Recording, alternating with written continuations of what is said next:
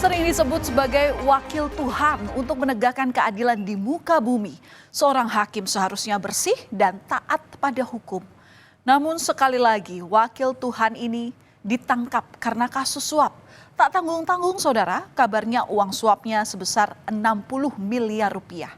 Sungguh miris, mereka yang dipercaya untuk menegakkan hukum justru membuat hukum seolah tumpul. Mengapa kemudian hal ini masih saja terjadi kepada orang yang kerap disebut yang mulia itu?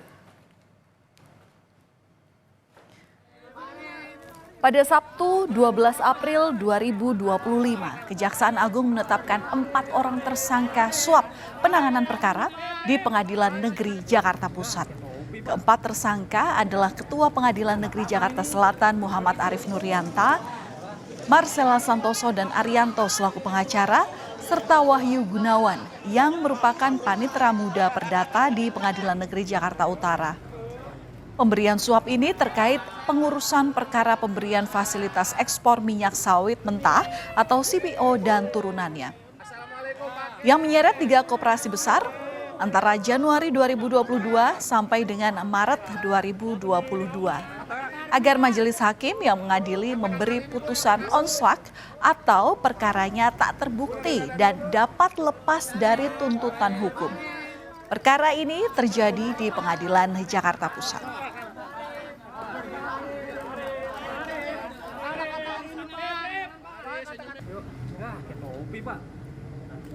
Adapun keempat orang tersebut masing-masing adalah: 1. Tersangka WG yang bersangkutan selaku panitera muda perdata pada Pengadilan Negeri Jakarta Utara. Jadi saat ini jabatannya bersangkutan adalah panitera muda pada Pengadilan Negeri Jakarta Utara. Kemudian yang kedua, tersangka MS yang bersangkutan adalah seorang advokat. Kemudian yang ketiga adalah AR, juga sebagai advokat. Dan yang terakhir adalah MAN, yang bersangkutan saat ini menjabat selaku Ketua Pengadilan Negeri Jakarta Selatan. Dalam kasus ini, Ketua Pengadilan Negeri Jakarta Selatan Muhammad Arif Nurianta diduga menerima suap sebesar 60 miliar rupiah dari 2 tersangka lain, yakni Marcella Santoso dan Arianto selaku pengacara melalui perantara Wahyu Gunawan yang merupakan panitera muda perdata di Pengadilan Negeri Jakarta Utara.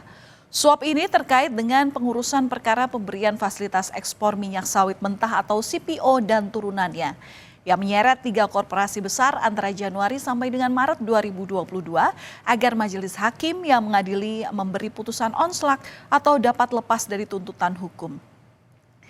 Perkara ini, saudara, terjadi di Pengadilan Negeri Jakarta Pusat. Namun mengapa Ketua Pengadilan Negeri Jakarta Selatan yang ditangkap? Kejaksaan Agung menjelaskan bahwa saat itu Muhammad Arif Nurianta menjabat sebagai Wakil Ketua Pengadilan Negeri Jakarta Pusat. Muhammad Arif Nurianta kemudian dilantik menjadi Ketua Pengadilan Negeri Jakarta Selatan pada 7 November 2024. Langkah Kejaksaan Agung tidak berhenti di situ saja. Setelah menetapkan 4 tersangka, Kejaksaan Agung juga menetapkan 3 orang hakim sebagai tersangka terkait dengan dugaan suap pengurusan perkara pemberian fasilitas ekspor minyak sawit mentah atau CPO yang menyeret 3 korporasi besar. Ketiganya adalah Juyamto selaku Hakim Ketua, Agam Syarif Baharudin, dan Ali Muhtarom selaku Hakim Anggota. Ketiganya saat itulah yang menangani kasus perkara ekspor minyak sawit mentah atau CPO di Pengadilan Negeri Jakarta Pusat. Menurut Kejaksaan Agung, saudara, ketiga hakim ini ditunjuk oleh Wakil Ketua Pengadilan Negeri Jakarta Pusat saat itu, yakni Muhammad Arif Nurianta. Kejaksaan Agung menduga ketiga tersangka ini menerima suap Muhammad Arif Nurianta sebesar 22,5 miliar rupiah. Suap tersebut diberikan agar putusan perkara 3 korporasi besar tersebut onslak atau putusan lepas.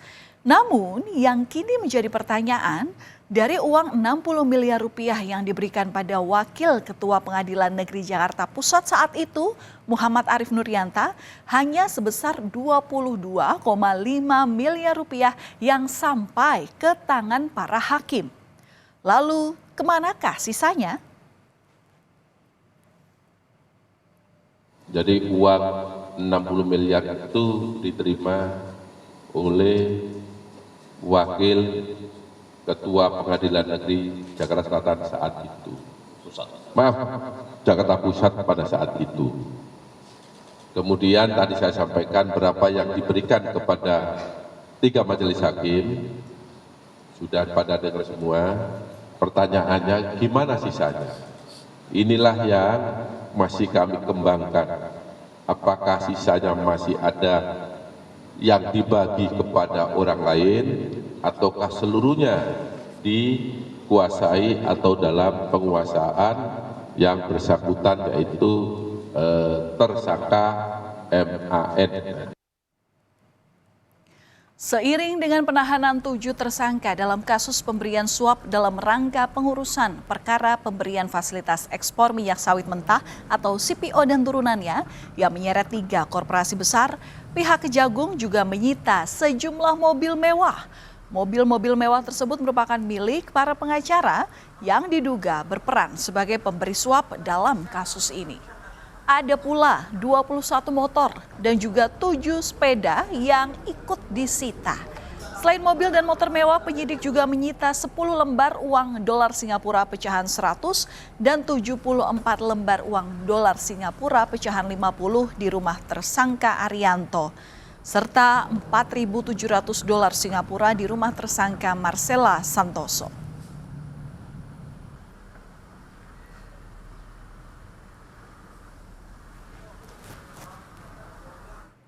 Kejaksaan Agung juga menyita uang miliaran rupiah di rumah Ketua PN Jaksel dan 3 hakim. Pertama, saudara, di rumah Muhammad Arif Nuryanta, penyidik menyita 40 lembar uang tunai dolar Singapura pecahan 1.000 dan 125 lembar uang dolar Amerika pecahan 100. Kemudian di rumah tersangka Ali Muhtarom, penyidik menyita 360.000 dolar Amerika atau kalau dirupiahkan ini setara dengan 5,9 miliar rupiah. Dan di rumah Agam Syarif Baharudin, penyidik menyita uang sebesar 616.230.000 rupiah. Selain uang, penyidik juga menyita sejumlah dokumen. Pasca penetapan 3 hakim sebagai tersangka dalam kasus dugaan suap terkait vonis lepas terdakwa korupsi ekspor bahan baku minyak goreng, Mahkamah Agung menegaskan akan memberhentikan sementara 3 hakim, 1 panitera dan ketua PN Jaksel nonaktif yang terjerat dalam kasus ini. Pemberhentian tetap baru akan dilakukan jika telah ada putusan hukum tetap atau inkrah. Pemberhentian tetap akan diajukan ke Presiden setelah Mahkamah Agung menerima salinan dokumen penetapan tersangka dan penahanan.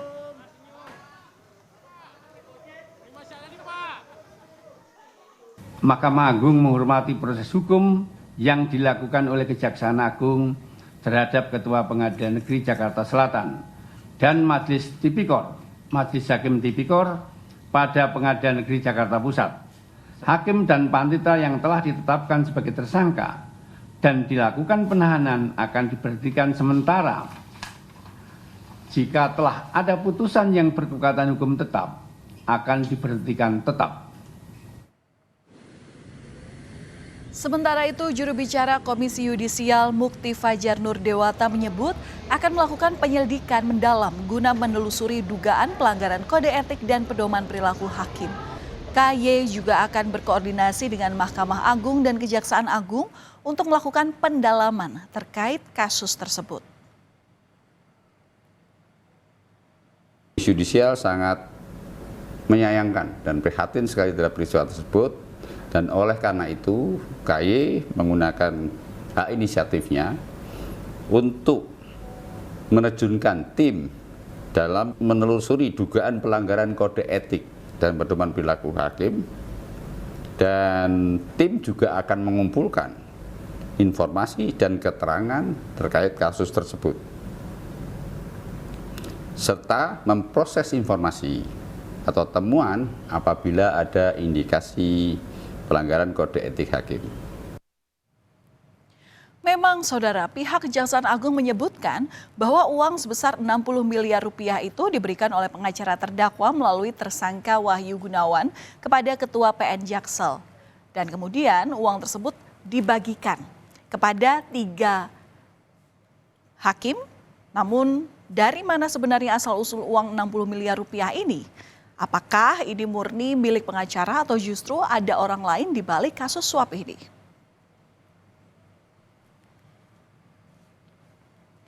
Dan masih segar dalam ingatan kasus serupa yang terjadi di Surabaya, Jawa Timur. 3 hakim ditangkap, Saudara, karena diduga menerima suap. Mereka adalah Erin Tuah Damanik, Heru Hanindyo, dan Mangapul. Mereka ini adalah hakim yang memberikan vonis bebas kepada anak mantan anggota DPR yang terlibat penganiayaan, yakni Gregorius Ronald Tanur. Kalau kita mundur ke belakang, Saudara, pada 23 Oktober 2024, hakim yang menangani kasus Ronald Tanur di PN Surabaya ditangkap dan langsung dibawa ke gedung Kejaksaan Tinggi Jawa Timur. Mereka adalah Erin Tuah Damanik, Heru Hanindyo, dan Mangapul. Ketiganya diduga menerima suap dan atau gratifikasi terkait dengan penanganan perkara tindak pidana umum di Pengadilan Negeri Surabaya atas nama terdakwa Ronald Tanur. Sementara di Jakarta, Kejaksaan menangkap 1 orang berinisial LR yang berprofesi sebagai pengacara. LR ini diduga sebagai pemberi suap dan atau gratifikasi. Kejaksaan Agung melihat ada indikasi kuat bahwa vonis bebas Ronald Tanur adalah karena ketiga hakim ini menerima suap dan atau gratifikasi dari LR.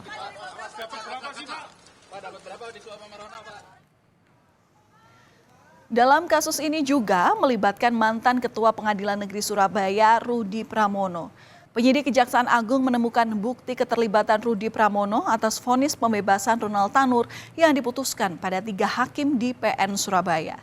Rudi ditangkap di Palembang, Sumatera Selatan setelah Jampitsus Kejaksaan Agung menggeledah rumahnya dan menyita sejumlah barang bukti, yakni pecahan uang tunai yang terdiri dari rupiah, dolar Amerika Serikat, dan dolar Singapura dengan total nilai yakni 21 miliar rupiah.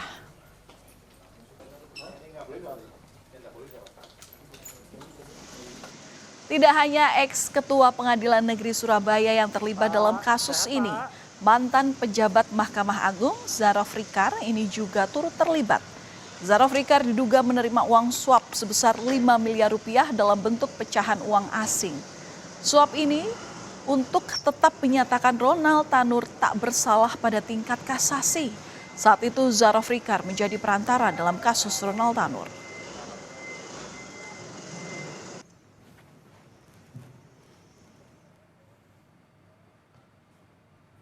Sungguh miris, Saudara, mereka yang dipercaya untuk menegakkan hukum justru membuat hukum seolah tumpul.